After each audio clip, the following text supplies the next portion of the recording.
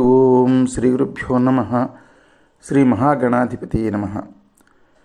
అవిద్యానామంతస్థిమిరమిహిరద్వీపనగరీ జడానాం చైతన్యస్తబకమకరందశ్రుతిఝరీ దరిద్రాణాం చింతామణిగుణనికా జన్మజలధౌ నిమగ్నానాం దంష్ట్రామురరిపువరాహస్య భవతి. శుక్లాంబరధరం విష్ణుం శశివర్ణం చతుర్భుజం ప్రసన్నవదనం ఛాయేత్ సర్వవిఘ్నోపశాంతయేత్. వందే గురుపదద్వంద్వమవాన్మనసగోచరం రక్తశుక్లప్రభామిశ్రమతర్క్యం త్రైపురం మహః. సానందమానందవనే వసంతం ఆనందకందం హతపాపబృందం వారాణసీనాథమనాథనాథం శ్రీవిశ్వనాథం శరణం ప్రపద్యే. విశ్వేశం మాధవం ఢుంఢిం దండపాణిం చ భైరవం వందే కాశీం గుహాం గంగాం భవానీం మణికర్ణికాం. హర నమః పార్వతీపతయే. హర హర మహాదేవ శంభో శంకర. వ్యాస భగవానుడు పూరీ జగన్నాథ క్షేత్రానికి చేరుకుంటూ దారిలో మార్గమధ్యంలో తన శిష్యులకు పూరీ క్షేత్రం తాలూకా గొప్పతనం గురించి చెప్తున్నారు. ఈ శ్రీక్షేత్రంగా పిలువబడేటటువంటి పూరీ జగన్నాథస్వామి వారి యొక్క క్షేత్రం, దీని యొక్క సంస్కృతి ప్రపంచంలో ఉన్నటువంటి మిగతా దేశాలకు భిన్నంగా ఉంటుంది. అసలు భారతీయ చరిత్రలోనే ఈ భారతదేశం ఎక్కడా కూడా ఇతర దేశాల మీద దండెత్తడం కానీ, రాగద్వేషాలతో సరిహద్దులను ఆక్రమించుకోవడం కానీ చేసినటువంటి దాఖలాలు మనకి ఎక్కడికి కనపడవు. అంతటి మహోన్నతమైనటువంటి ఆశయం కలిగినటువంటిది మన భారతదేశం. ఈ జగన్నాథస్వామి వారి యొక్క ఒకానొక చరిత్ర ప్రకారం శబరాలు అనేటటువంటి ఆదివాసీలు ఆయనను శ్రీమన్నారాయణమూర్తి యొక్క మారు రూపంగా పూజిస్తారు. ప్రాచీన కాలం నుంచి అక్కడే నివసిస్తున్నటువంటి ప్రజలు ఆయనను మొదట్లో నీలరాయితో తయారు చేసినటువంటి నారాయణుడి యొక్క ప్రతిరూపంగా కొలిచేవారు. ఆయన్ను నీలగిరి అంటే నీలపర్వతం, దాన్నే నీలాంచలని అంటూ ఉంటారని చెప్పుకున్నాం కదా. ఆ నీలాచలానికి తీసుకుని వచ్చి బలభద్ర సుభద్ర సమేతంగా జగన్నాథుడిగా నెలకొల్పారు. ఆ తర్వాత ఈ నీల విగ్రహాలు, నీలమణి తర్వాత చెక్క విగ్రహాలు వచ్చాయని చెప్పుకున్నాం. ఆ చెక్క విగ్రహాలు ప్రాచీన కాలం నుంచి వస్తున్నటువంటి చెక్క స్తంభాలను కొలవడం అనేటటువంటి ఆచారం ఒకటి ఉండేది ఒరిస్సా రాష్ట్రంలో. ఆ ఆచారంతో ముడిపడి ఉంది. వీటన్నింటికన్నా కూడా ఒడిశాకే చెందినటువంటి ఆదివాసీల వంశస్థులుగా చెప్పుకునేటటువంటి దైవపతులు అంటారు వాళ్ళని, ఒక వర్గాన్ని. ఆ దైవపతులు ఇప్పటికీ కూడా ఆలయంలో జరిగేటటువంటి పూజా కార్యక్రమాల్లో వాళ్ళు చాలా అత్యధిక శాతంలో పాల్గొంటూ ఉంటారు. అందువల్ల ఈ శ్రీక్షేత్రమైనటువంటి ఈ పూరీ జగన్నాథస్వామి వారి యొక్క చరిత్ర హిందూ ఆదివాసీ ఈ రెండు సంస్కృతుల యొక్క కలయికతో ఏర్పడింది అని దృఢంగా చెప్పొచ్చు. ఇది మనం గర్వించదగినటువంటి మన భారత జాతి ఔన్నత్యంలో ఒక భాగమైంది. ఈ మూడు విగ్రహాలను మనకి ఇక్కడ పూరీ క్షేత్రంలో బౌద్ధం, జైనం ఇవన్నీ కూడా విస్తారంగా ఉండేవన్నమాట. మనకి జైన ఆచారాలు అని జైన మతంలో 3 ఆచారాలు ఉంటాయి. అవేమిటంటే సమ్యక్ దర్శనం, సమ్యక్ జ్ఞానంద్, సమ్యక్ చరిత అని 3 ఆచారాలు ఉంటాయి జైన మతంలో.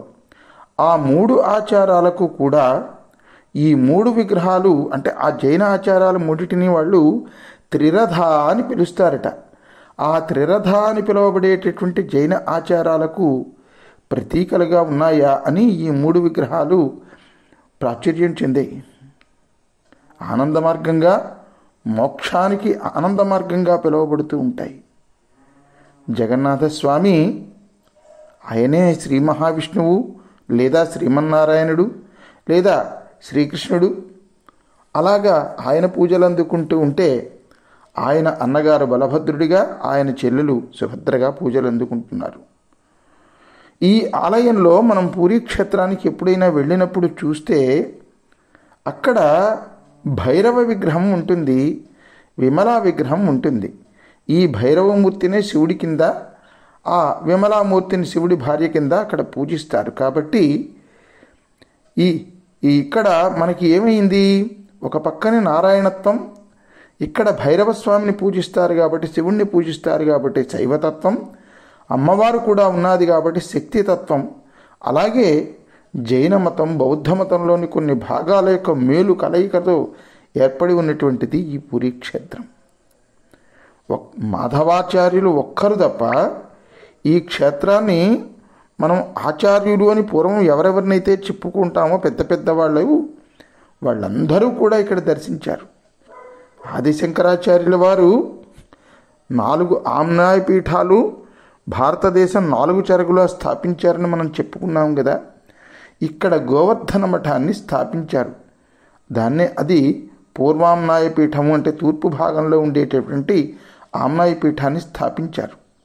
రామానుజాచార్యుల వారు, నిబర్గాచార్యుల వారు, గుడియ వైష్ణవ మతానికి చెందినటువంటి అనేక మంది ఆచార్యులు, శ్రీపాద వల్లభాచార్యుల వారు కూడా ఈ పూరీ క్షేత్రాన్ని సందర్శించినప్పుడు, శ్రీపాద వల్లభాచార్యుల వారైతే ఆయన సందర్శించినప్పుడు ఇంకా తన బైఠకాన్ని ఇక్కడ ఏర్పరచుకున్నారు అంటారంటే ఆయన ఇక్కడి నుంచి వెళ్ళను అని క్షేత్ర సన్యాసం కూడా తీసేసుకున్నారు అని అంటూ ఉంటారు. వీళ్ళేనా అంటే వీళ్ళే కాదు. మనం సిక్కులు అని ఏ సిక్కు మతాన్ని అయితే అనుకుంటామో ఆ అన్యమతానికి చెందినటువంటి వాడు అని అనుకునేటటువంటి గురునానక్, కబీరు, తులసీదాసు వీళ్ళందరూ కూడా ఈ మహాక్షేత్రాన్ని సందర్శించారు. ఈ భారీ ఆలయం చాలా పెద్ద గుడి, పూరీ గుడి. ఎంత ఉన్నది అంటే 4 లక్షల చదరపు అడుగులు, అంటే 37,000 మీటర్ల కన్నా ఎక్కువ వైశాల్యంతో, ఎత్తైనటువంటి ప్రహారీ గోడలతో, కోట గోడల్లా ఉంటాయి గోడలు. అందులో ఈ పూరీ క్షేత్రంలోనండి దగ్గరగా ఒక 120 గుడులు, పూజా స్థలాలు ఉన్నాయి. ఒరిస్సా శైలి నిర్మాణ గుణాలను, అమోఘమైనటువంటి శిల్ప సంపదను కలిగి ఉంటుంది ఈ ఆలయం. భారతదేశంలో అత్యద్భుతమైనటువంటి కట్టడాలు ఏమన్నా ఉన్నాయా అంటే ఈ పూరీ క్షేత్రంలో కట్టినటువంటి స్వామివారి ఆలయం ఒకటి అత్యద్భుతమైనటువంటి కట్టడం. ఆ ఆలయం కూడా చూస్తే కింద నుంచి అలా మీదకి వెళుతూ వంపులు తిరిగి ఉండి దాని మీద శ్రీ మహావిష్ణువుకు చెందినటువంటి శ్రీచక్రం ఉంటుంది. ఆ చక్రం 8 ఆకుల చక్రం ఉంటుంది. దీనిని అందరూ కూడా నీలచక్రం అని పిలుస్తూ ఉంటారు. నీలచక్రంగా పిలువబడుతూ ఉన్నటువంటిది అష్టధాతులతో తయారైనటువంటి ఆ చక్రం చాలా పవిత్రమైనటువంటి చక్రం. ఆ గుడి మీద ఉన్నటువంటి ఆ చక్రానికి నమస్కారం చేస్తే చాలు, చాలా వరకు పాపాలు పోతాయంటాయి. ఆలయం ముందు ఉన్నటువంటి ధ్వజస్తంభం ఎత్తైనటువంటి ఒక రాతి దిమ్మ మీద నిర్మింపబడి ఉన్నది. సాధారణంగా ఎప్పుడూ కూడా ధ్వజస్తంభం ఆలయ శిఖరానికన్నా ఎత్తుగా ఉండాలి అని అంటారు. ఆలయ శిఖరానికన్నా ధ్వజస్తంభం ఎత్తుగా ఉంటే దాన్ని ఉత్తమ ధ్వజస్తంభం అన్నారు. అలాగా అటువంటి ధ్వజస్తంభం ఒకటి నిర్మింపబడి ఉంటుంది. విగ్రహాలు ఉన్నటువంటి గర్భగుడి కన్నా 65 మీటర్ల ఎత్తు ఉంటుంది. ఇది ఎత్తు 214 అడుగులు. చుట్టుపక్కల ఎంత దూరం నుంచో కనిపిస్తుంది ఆ ధ్వజస్తంభం. చుట్టూ ఉన్నటువంటి గుళ్ళు, మంటపాల ఒక న్యూచక స్థూప రూపంలో గోపురాలు ఈ ధ్వజస్తంభం చుట్టూరాగా మెట్లుగా ఉండి ఒక పర్వతాల శ్రేణిగానే అక్కడ ఉన్నదా అని మనకు అనిపిస్తుంది అన్నమాట. ధ్వజస్తంభం అసలు పూర్వకాలం పెట్టేవారట. ఆ ధ్వజస్తంభం మీద రోజు దీపం పెట్టేవారట. ఒకవేళ ఎవరైనా అడవిలో తప్పిపోయినటువంటి వాళ్ళు ఎవరైనా ఉంటే ఈ ధ్వజస్తంభం మీద ఉన్నటువంటి దీపాన్ని చూసి ఇక్కడ ఏదో ఒక గ్రామం ఉన్నది, లేదా ఒక పట్టణం ఉన్నది, లేదా ఒక ఆలయం ఉన్నది కాబట్టి ఆ దీపాన్ని బట్టి ఆ తప్పిపోయినటువంటి వాళ్ళు రాత్రిపూట అక్కడికి చేరుకునేవారట. ఇది కూడా ఒక ప్రత్యేకత అన్నమాట ధ్వజస్తంభానిది. ఇప్పుడంటే కార్తీక మాసంలో కేవలం ఆకాశదీపం పెడుతున్నారు, కానీ ప్రాచీనులు ఆ ధ్వజస్తంభాన్ని దానికి కూడా ఒక సూచికగా ఉపయోగించుకునేవారట. ఇంకా ఈ పూరీక్షేత్రం గురించి వ్యాస భగవానుడు శిష్యులకు ఏం చెప్పారో మనం రేపటి భాగంలో శ్రద్ధగా వినేటటువంటి ప్రయత్నం చేద్దాం భక్త మహాశైలారా. అంతవరకు స్వస్తి ప్రజాభ్య పరిపాలయంతాం న్యాయేన మార్గేణ మహిమహీషాః. గో బ్రాహ్మణేభ్య శుభమస్తు నిత్యం. లోకా సమస్తా సుఖినో భవంతు. సర్వే జనా సుఖినో భవంతు. హర నమః పార్వతీపతయే. హర హర మహాదేవ. శంభో శంకర.